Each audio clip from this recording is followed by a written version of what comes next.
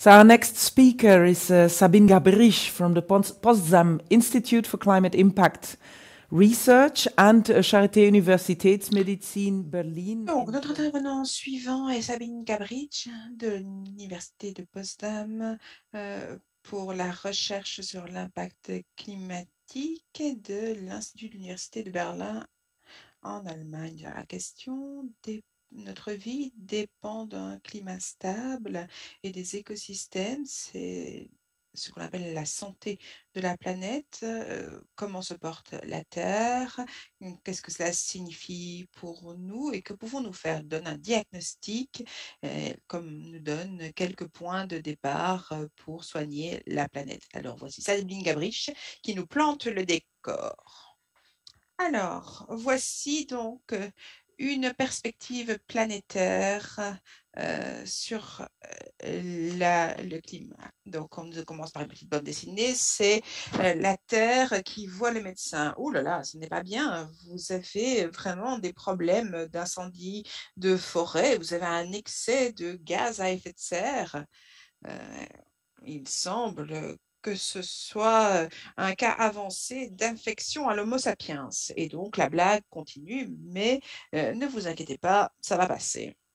Et donc, on va regarder l'anamnèse, on va examiner le patient, on va discuter du diagnostic et du pronostic, et nous allons parler également des options thérapeutiques à notre disposition.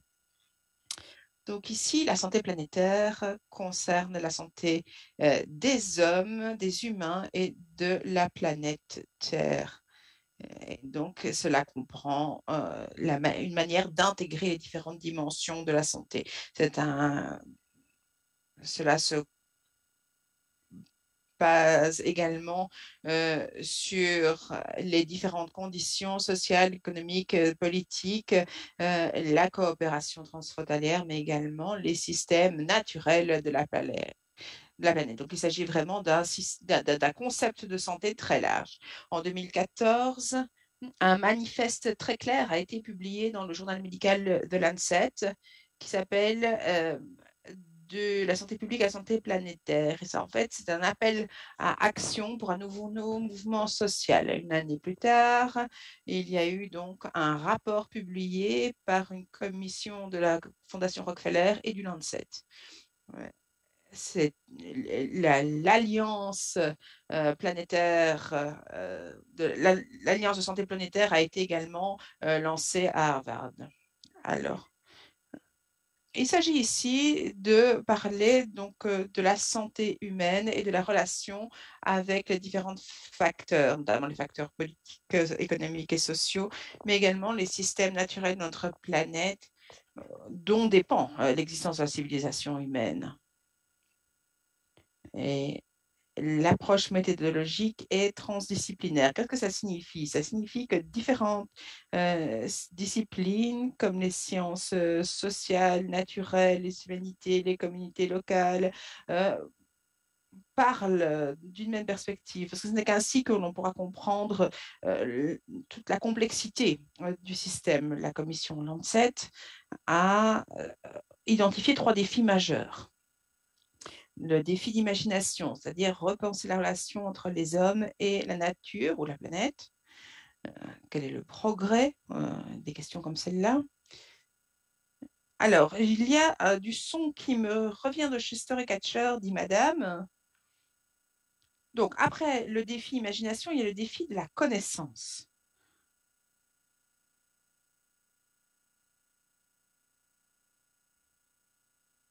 Merci, il y avait beaucoup d'écho, dit madame.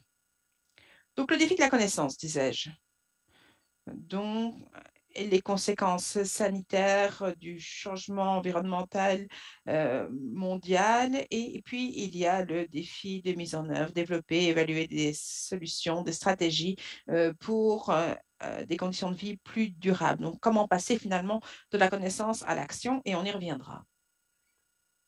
La théorie Gaïa des années 70 est également liée à la santé planétaire. Il dit que la Terre en tant que telle est comme un organisme vivant, un super organisme avec des caractéristiques d'autorégulation et des propriété, comme un peu une ruche où ensemble les abeilles conservent une chaleur uniforme dans la ruche, même si les insectes en tant que tels sont incapables de conserver leur propre chaleur.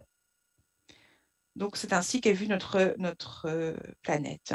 Alors, passons maintenant à l'anamnèse. Quels sont les symptômes du patient? Tout d'abord, le changement climatique.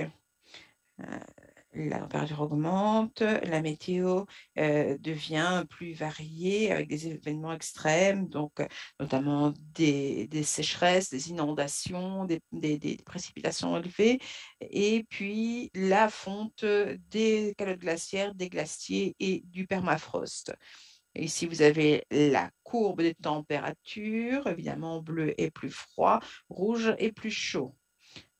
Alors, il est important de vous connaître la statistique pour voir l'augmentation de température, notamment dans les dernières années. On est à 1,1 degré au niveau mondial. Ce graphe ici vous montre la concentration de dioxyde de carbone ces 300 dernières années. Avant l'industrialisation, on était autour de 280 ppm et maintenant on est au-dessus de 410 ppm. Ceci ces 10 000 dernières années, donc l'Holocène, période très stable, et puis là, nous voyons le pic énorme. Et là, vous avez les 800 000 dernières années. Donc, vous avez donc les aires glaciaires et vous voyez le pic actuel qui est encore bien supérieur à l'ère glaciaire, des concentrations que l'homme n'a jamais expérimentées auparavant. Deuxième symptôme, la pollution. Pollution de l'air, du sol et de l'eau. L'air est pollué de la combustion des énergies fossiles, des incendies de forêt. Il y a énormément de produits chimiques qui ont été relâchés dans l'environnement, notamment les pesticides et bien sûr la pollution plastique. Vous avez ici quelques images d'illustration. Vous avez ici une photo du Midway, donc même sur cette île isolée du Pacifique, vous pouvez voir qu'un jeune albatros est mort parce que son intérieur est rempli de plastique. Ensuite, il y a une perte massive de biodiversité. Les écosystèmes naturels se dégradent et les populations d'animaux sauvages diminuent et nous voyons une extinction des espèces. Vous avez ici quelques images de la surface du sol où la nature a été remplacée. Et évidemment, il y a des extinctions des espèces comme les singes, mais également les amphibiens, les insectes et les plantes. La pollution mène également au blanchissement des coraux et c'est ainsi que des récifs coralliens disparaissent. 90% de la biomasse des mammifères sont les hommes et leurs animaux domestiqués.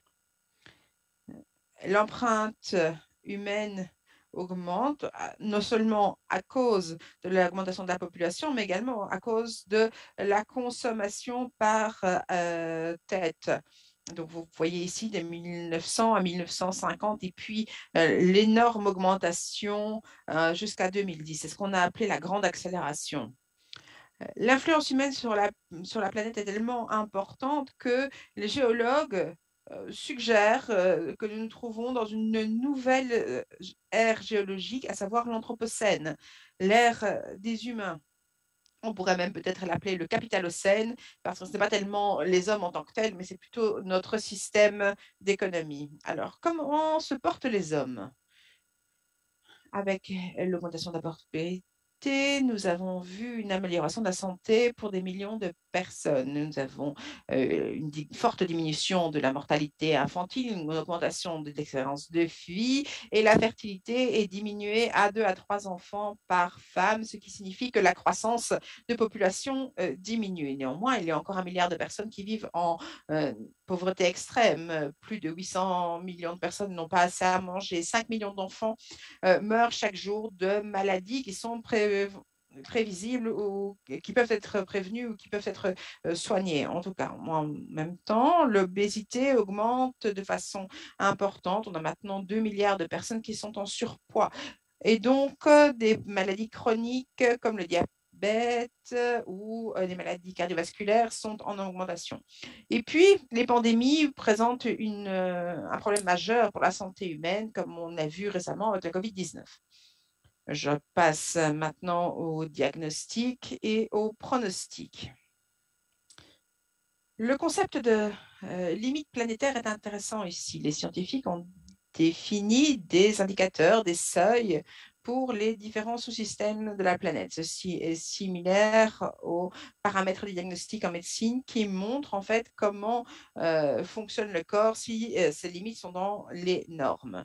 On peut voir qu'on en a déjà transgressé quelques-unes comme la biodiversité et pour les autres, on en est proche. Et donc, il est important de se rendre compte que il y a beaucoup de choses qui ne sont pas linéaires, que ce soit dans le corps ou dans la nature. Tout d'abord, il y a un tampon qui est organisé. Et donc, parfois, comme par effet domino, lorsque un système s'effondre, le système suivant s'effondre. Et donc, il y a différents éléments qui peuvent entrer en compte ici. Par exemple, on a donc la calotte glaciaire du Groenland qui fond et donc ça signifie que l'air au-dessus de cette calotte glaciaire est plus chaud et donc on voit les différentes conséquences. Donc on a une augmentation de 1,5 degré, l'impact est important et donc nous pourrions peut-être gérer cela. Mais si on passe à 2 ou 3 degrés, alors là, c'est le cauchemar. Alors, à Paris, on a convenu de rester jusqu'à 1,5 degrés. Mais tous les engagements actuels au cours de la conférence à Glasgow, où en serait-on? Eh bien, avec tous les engagements pris à Paris et Glasgow, on est à 2,4. Et donc, malgré cela, tous les engagements sont insuffisants pour atteindre cet objectif. Donc, on a pu voir une distinction de masse.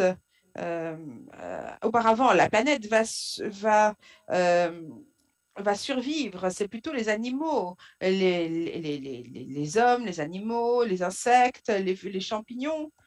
Et donc,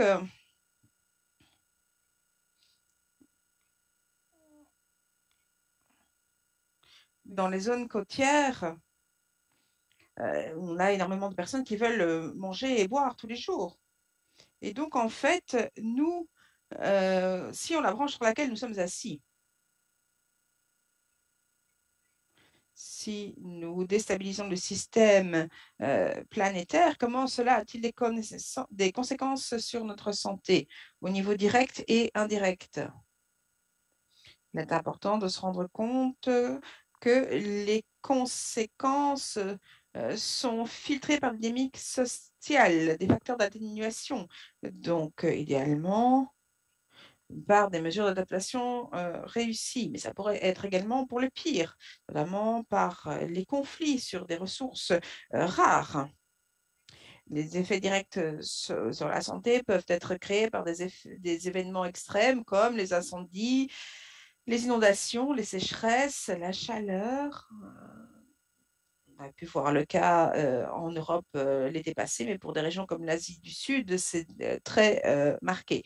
Il peut également y avoir des effets sanitaires indirects, notamment transmission de maladies infectieuses, par exemple les moustiques qui ont changé de région. Il y a également la malnutrition, la famine. Lorsque les récoltes sont ravagées, il y a également plus d'énergie car il y a plus de pollen dans l'air.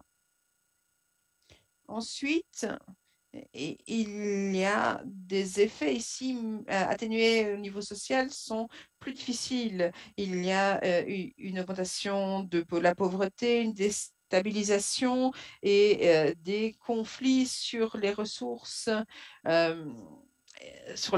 rares. Il y a également des événements migratoires qui se développent. Ici, on peut voir qu'il y a environ 7 milliards de personnes, 1 milliard très pauvre, 1 milliard très riche, et le reste quelque part entre les deux.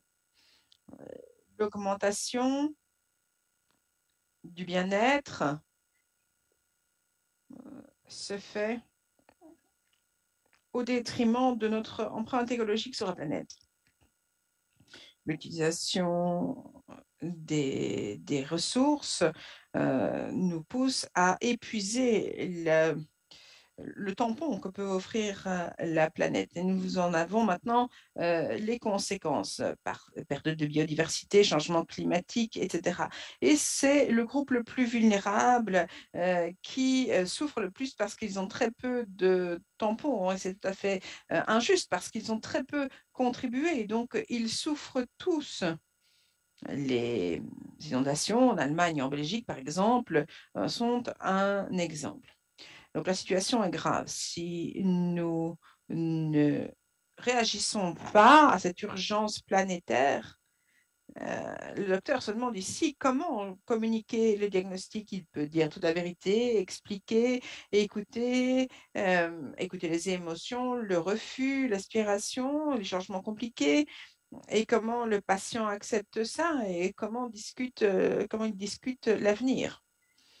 Parce qu'il n'y a pas de diagnostic partagé, s'il n'y a pas d'urgence, à ce moment-là, il est très difficile de discuter du traitement de façon significative. Et dans une crise planétaire, alors, la situation est souvent celle-ci. Beaucoup de personnes, au niveau de la société ou des politiques, ne comprennent pas complètement les diagnostics. Je passe maintenant aux options thérapeutiques. En médecine, il y a des mesures immédiates à prendre et puis des mesures à moyen et à long terme.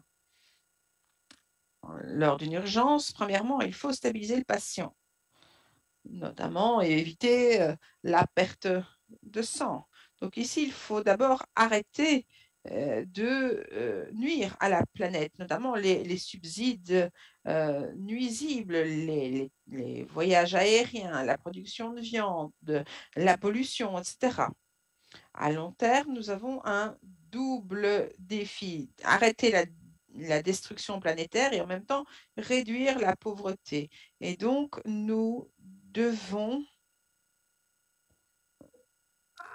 atteindre le développement à un niveau moins nuisible pour le reste de la planète, donc atteindre les objectifs de développement du millénaire, ou durable plutôt. Et donc, nous devons considérer tous les systèmes planétaires lorsque nous traitons le patient. Donc, il ne faut pas simplement traiter la fièvre et puis oublier le foie ou le rein. Il faut traiter l'ensemble de l'organisme. Pour prévoir la thérapie, nous devons d'abord savoir quel est le budget restant de carbone qui nous reste.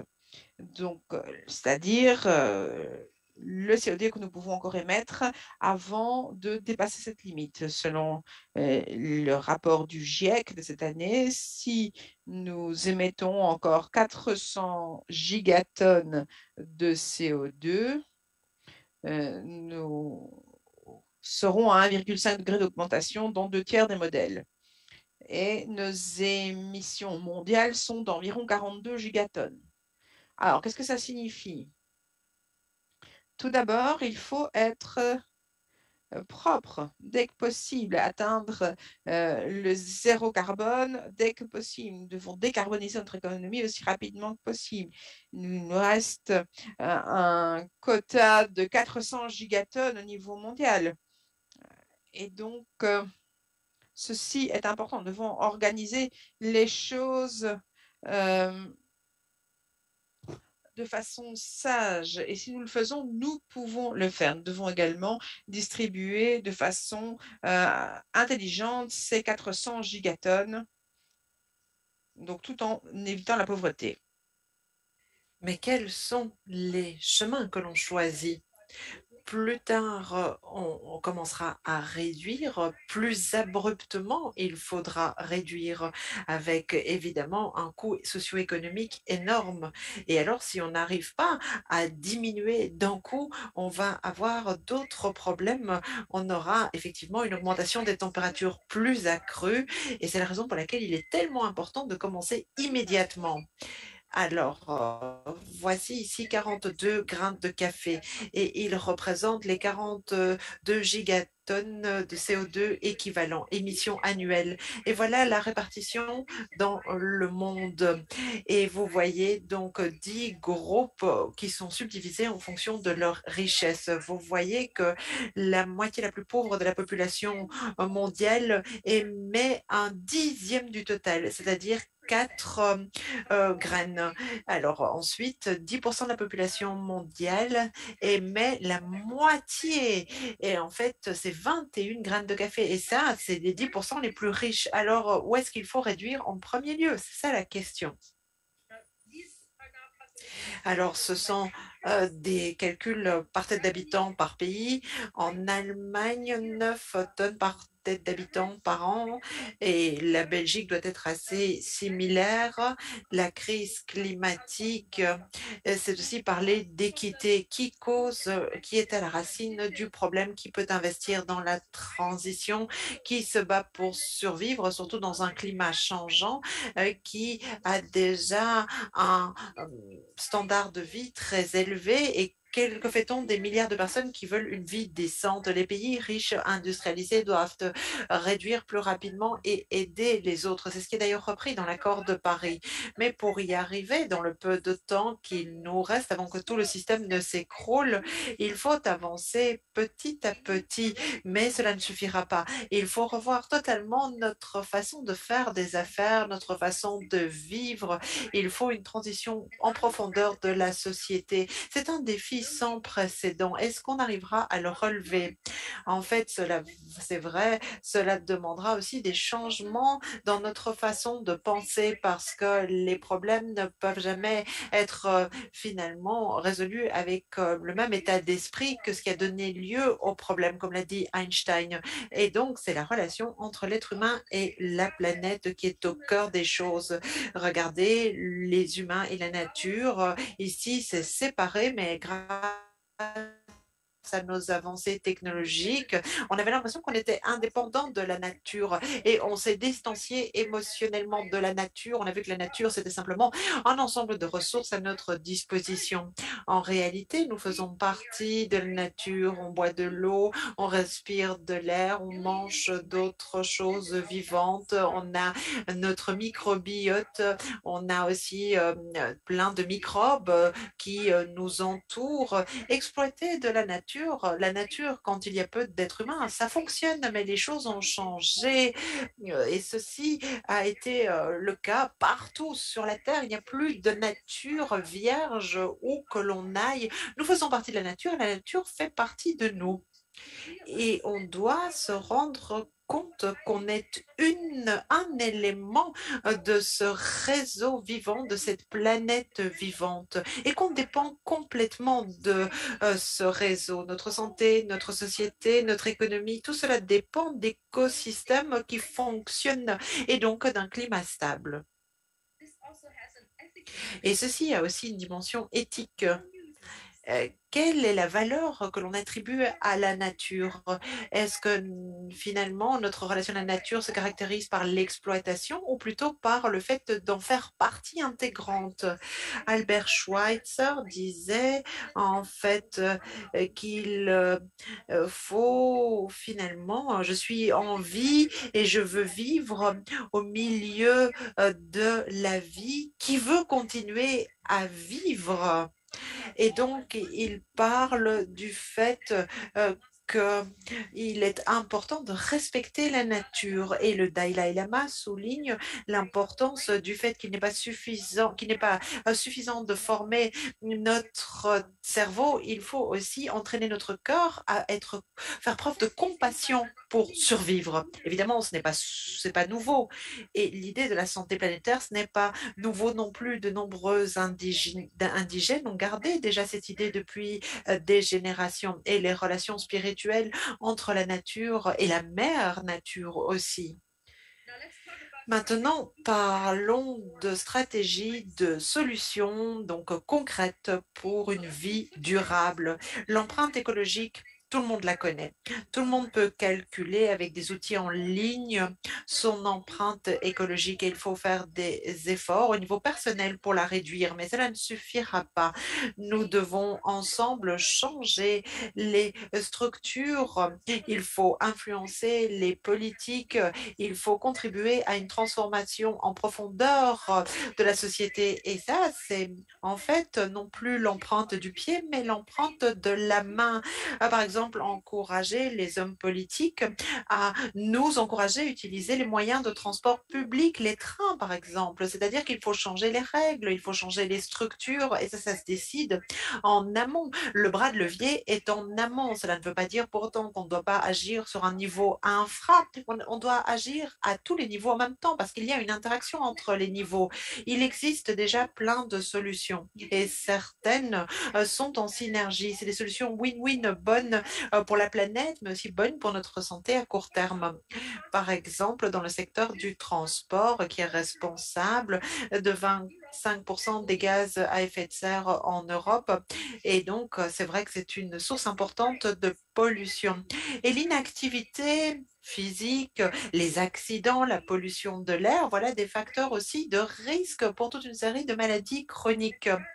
Et donc, un glissement du transport vers une mobilité plus passive, à pied, en vélo, ce serait fantastique tant pour le climat que pour la santé. Arrêter les combustibles fossiles, ça permettrait d'éviter 3,6 millions de morts dans le monde chaque année, simplement à cause de la pollution extérieure. Aussi, beaucoup en Europe, comme vous le voyez repris sur la carte. L'agriculture est responsable de la déforestation, de perte d'espèces, aussi à cause de l'utilisation de pesticides. Le système alimentaire est responsable de 25% à son tour des gaz à effet de serre. Faire de l'agriculture différemment nous permettra de préserver la biodiversité, d'alléger également l'impact que l'on a sur la planète et une alimentation saine. Voilà encore quelque chose d'important. De Lancet a publié une recommandation pour en fait une alimentation saine et durable. En Allemagne, voilà une assiette que l'on sert. Et il faudrait en fait manger beaucoup plus de légumes et beaucoup moins de viande. Ce serait à l'avantage du climat, des êtres humains et des animaux. Adopter une telle alimentation dans le monde permettrait d'éviter 11 millions de morts prématurées chaque année et pourrait en fait nourrir l'humanité de manière durable. En conclusion, et c'est la commission Lancet qui le dit, en fait, le changement climatique est la plus grande menace mondiale du 21e siècle. Et donc, c'est vrai que penser aux sécheresses, aux famines, aux infections, à la Covid, à l'immigration, les pauvres, avant tout, sont amenés à partir. Cela menace vraiment l'existence de nos civilisations. Et puis, il faut faire face au changement climatique pour améliorer les opportunités de la santé mondiale pour le 21e siècle. Ce qu'on doit faire pour le climat, c'est exactement ce que l'on doit faire pour notre propre santé. C'est une situation win-win. Il faut que dans les villes, on puisse faire du vélo au marché, c'est-à-dire faire de l'exercice physique. Il faut manger moins de viande, plus de légumes. C'est bon pour la planète et pour notre santé. En début d'année, on a eu ce rapport des Nations Unies analysant les 3 crises, la pollution, le réchauffement climatique. Et en fait, il relie cela aussi à la santé.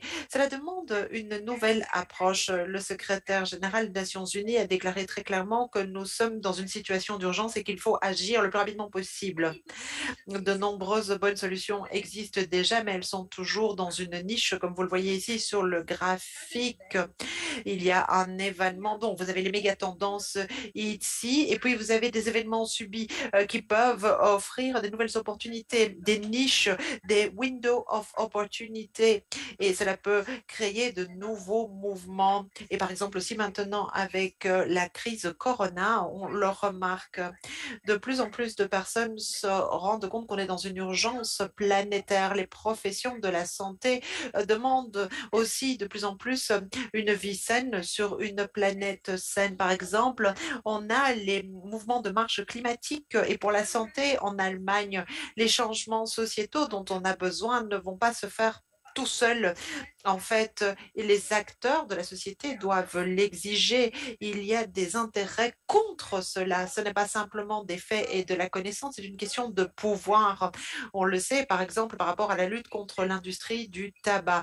Aller vers une société durable, ce n'est pas facile parce qu'il y a des gens qui profitent de cette société.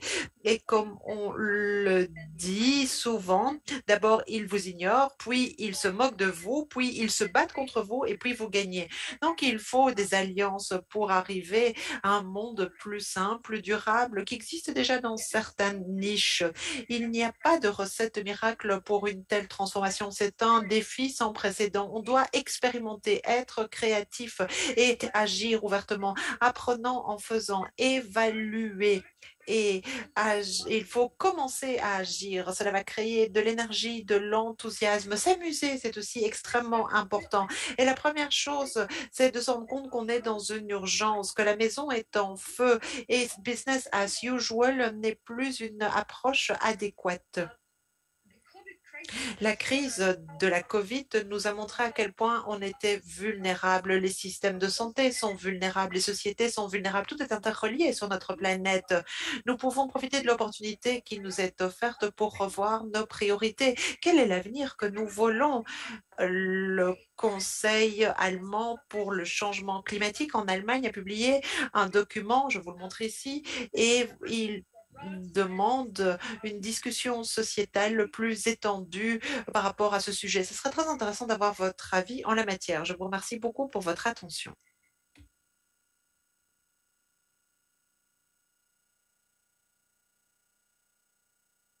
Merci beaucoup, Sabrine, pour ces explications très intéressantes, pour avoir effectivement esquissé la situation. Je vais vous demander de rester avec nous parce que je suis sûre que nous allons maintenant, Sabrine Gabiche, avoir des questions. Je vous invite tous à inscrire des questions dans le Q&A, donc questions-réponses, ainsi je les recevrai. J'ai une première question pour toi, professeur Gabriche. Que suggéreriez-vous ou que suggériez-vous aux membres à nos membres pour quelles seraient leurs activités prioritaires? Quelle est la priorité absolue selon vous, Madame Gabiche? Bon, il nous faut faire beaucoup de choses en même temps, évidemment, hein.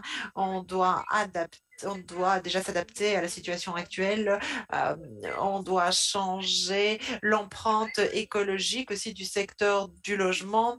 Et puis, la voix des professions de la santé. C'est ça qui importe parce que la population leur fait confiance et c'est notre responsabilité, nous les professionnels de la santé, de protéger votre santé et la vie. Et donc, je pense qu'il faut vraiment donner la parole à ces derniers. Ils peuvent avoir un impact gigantesque. C'est peut-être la première chose à faire. J'ai remarqué dans votre communication, vous utilisez beaucoup d'images claires et symboliques.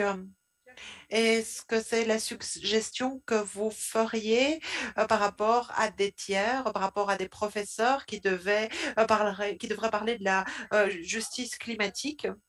Je pense que cela aide effectivement, parce que si on utilise la langue académique usuelle, cela ne touche pas le cœur des gens, c'est trop abstrait. Et puis, vous savez, une image est bien plus claire et cela peut même vous donner d'autres idées qu'on n'arriverait pas forcément à verbaliser. Oui, ça me semblait être un très bon exemple. C'est pour ça que je le mentionnais. Ici, il y a quelqu'un qui dit, merci beaucoup pour cette présentation concise. Est-ce que vous pourriez nous dire ce que vous entendez par arrêter la production de viande et pourquoi? J'ai pas dit arrêter la production de viande.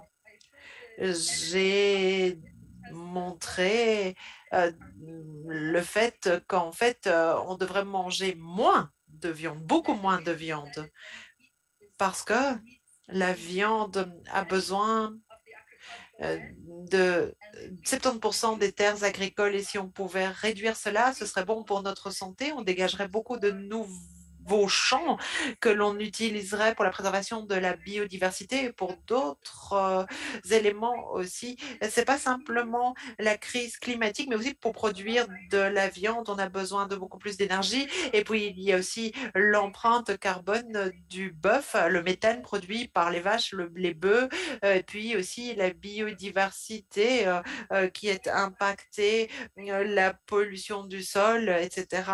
C'est la raison pour laquelle si on peut réduire la production de viande dans les sociétés qui en consomment trop, ce serait un grand win-win dans d'autres pays. Par exemple, au Bangladesh, où je travaille sur un projet concernant la malnutrition, ce n'est pas la priorité parce que les gens ne mangent quasi pas de viande.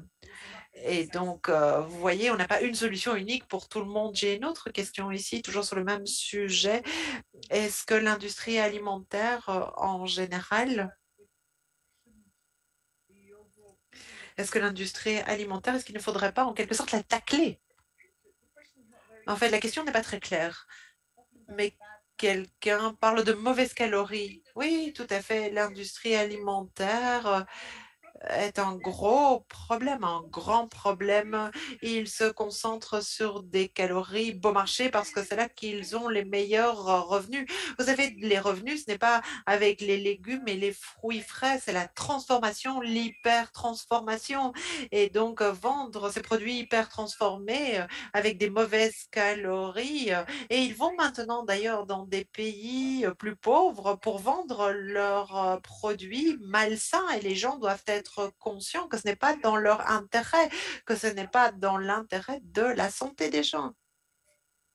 Donc, le public en général doit se plaindre, s'en plaindre, exercer une pression sur la politique. Ben oui, justement, les professionnels des soins de santé, là, ont une responsabilité. C'est la même chose que contre l'industrie du tabac.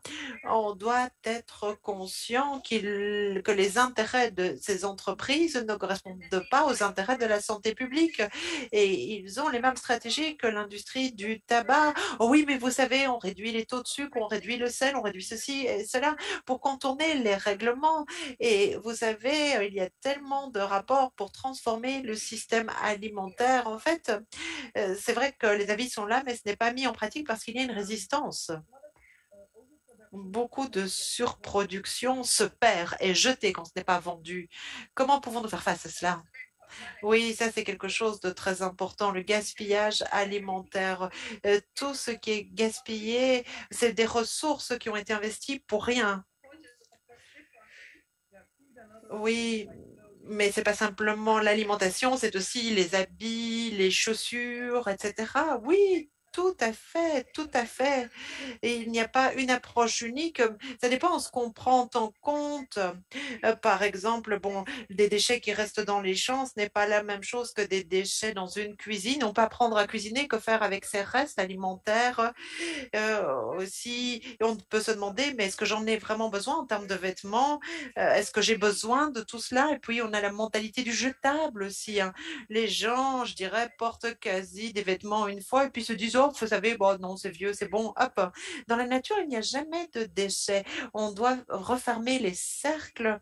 Une par exemple, vous savez, les feuilles tombent, c'est la forme du compost. Donc, c'est un système qui se recycle automatiquement. Et dans notre économie, on doit faire la même chose que tout ce qui est produit est recyclé et qu'il ne faut pas produire, ne doit pas être produit parce que, voilà, la meilleure économie, c'est de ne pas produire finalement, si on ne peut pas fermer le loop.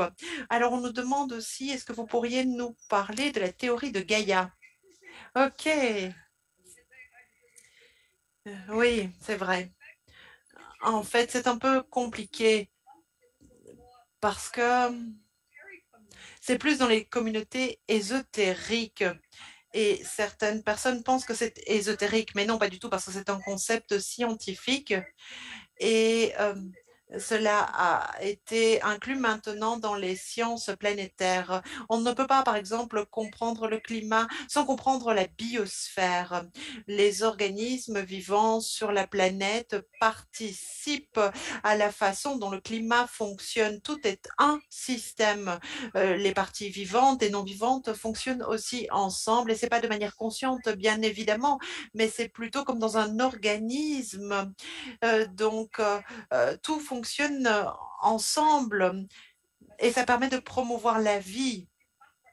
Mais ça ne veut pas dire qu'ils peuvent faire face à tout, évidemment, qu'il y a un buffer, un tampon pour tout. Maintenant, la Terre a dû faire tampon à beaucoup de choses. Beaucoup de CO2 a été absorbé dans les océans qui deviennent de plus en plus acides. Oui, je pense que ça peut être intéressant de regarder la Terre. C'est ce que j'essaie de faire comme un patient, comme un organisme général. Et bien entendu, ce n'est pas un être vivant comme vous et moi, c'est plus un écosystème, un super organisme. Allez sur Google, théorie de Gaïa, et vous allez voir, vous aurez plus d'informations. Une autre question pour toi.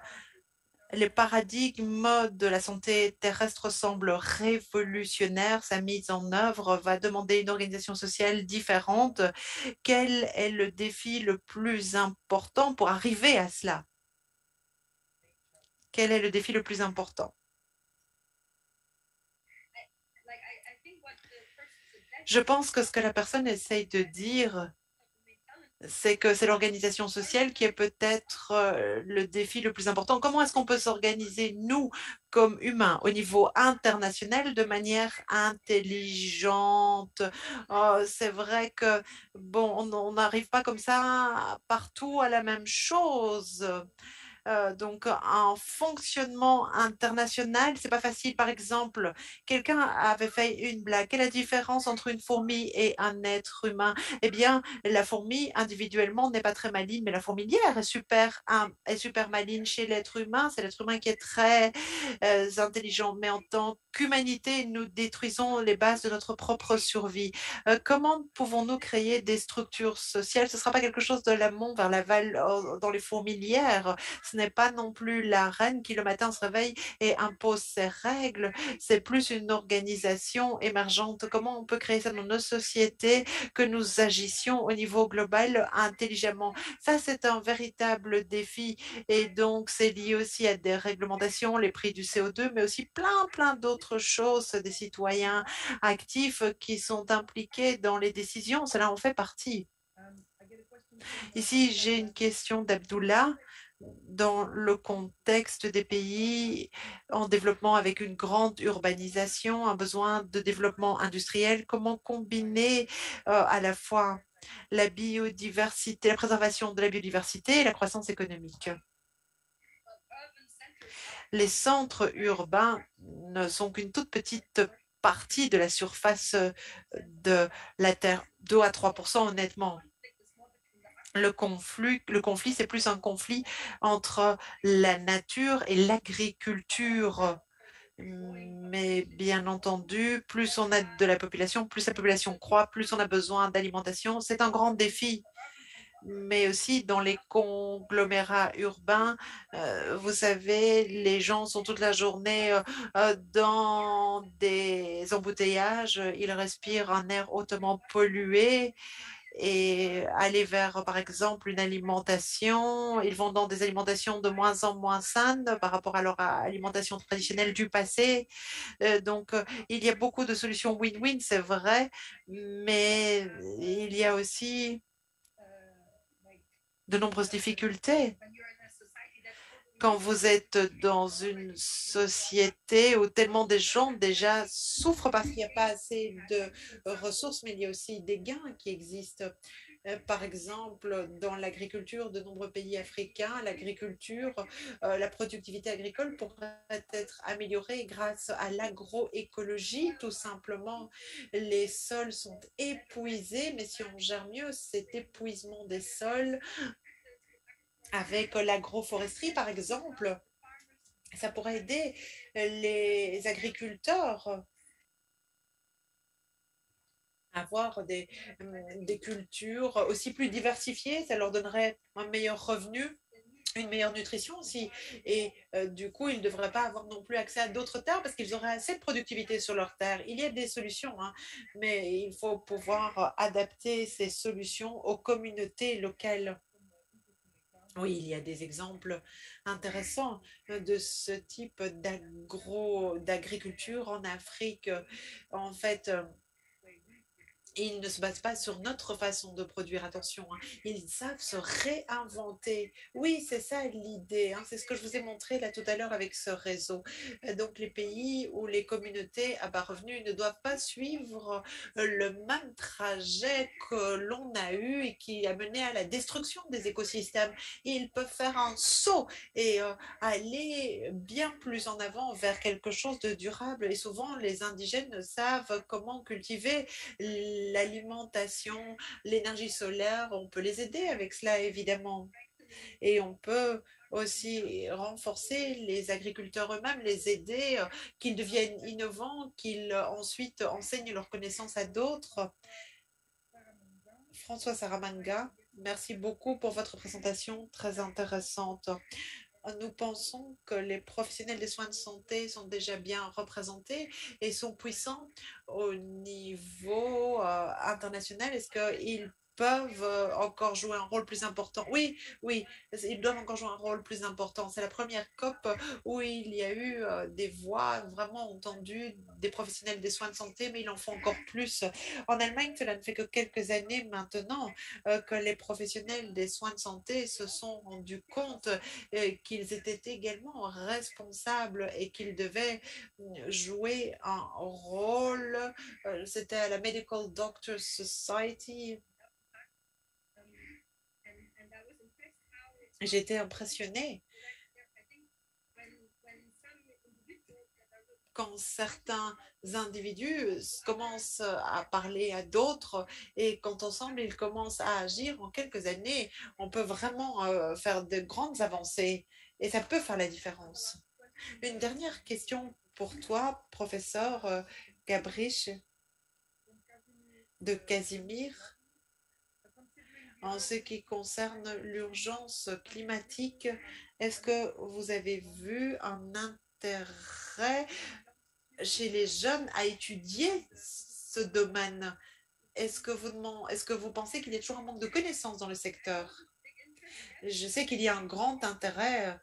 Je reçois de plus en plus de courriels, que je n'arrive pas à répondre à tous ces courriels d'ailleurs.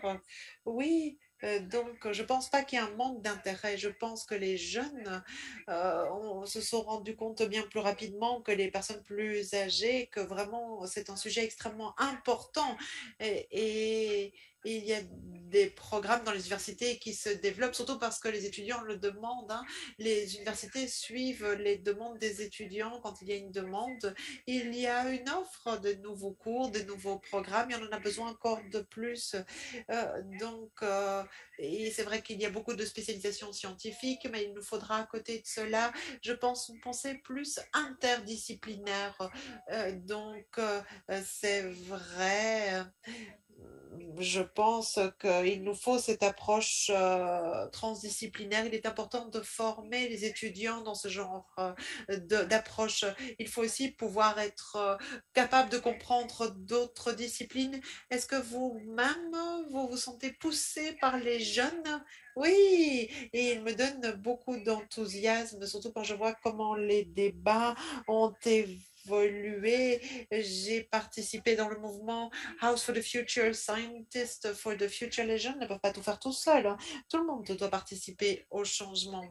Mais en tout cas, ils s'expriment clairement et d'un point de vue environnemental, ils sont passés du point de vue environnemental au point de vue justice. Et ça, je pense aussi que c'est important. Et puis, n'oublions pas non plus que c'est un problème sanitaire. Et c'est de notre, c'est à nous d'indiquer les opportunités qui existent pour un avenir vraiment sain. Voilà. Il y a encore ici un dernier message.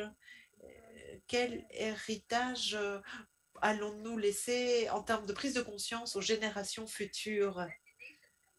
Ça, c'est la question, je crois, qui me demande de faire preuve d'imagination. C'est-à-dire quel avenir finalement voulons-nous imaginer, comment est-ce qu'on veut qu'on se rappelle de nous plus tard? Bon, je ne pense pas qu'il y a une phrase qui donne une solution à cela. Donc, c'est un débat très intéressant, effectivement, et ça pourra arriver à l'avenir, c'est vrai. Imaginer l'avenir et la mission qu'on a maintenant pour imaginer l'avenir. Oui, merci beaucoup Sabine Gabriche. Nous avons maintenant une petite pause café, 10 petites minutes. Pendant la pause café, vous allez pouvoir voir des photos de Sarah Dadin et son thème, c'est le changement climatique et des systèmes alimentaires durables. Profitez de votre café et à tout à l'heure, à 11h15. Merci.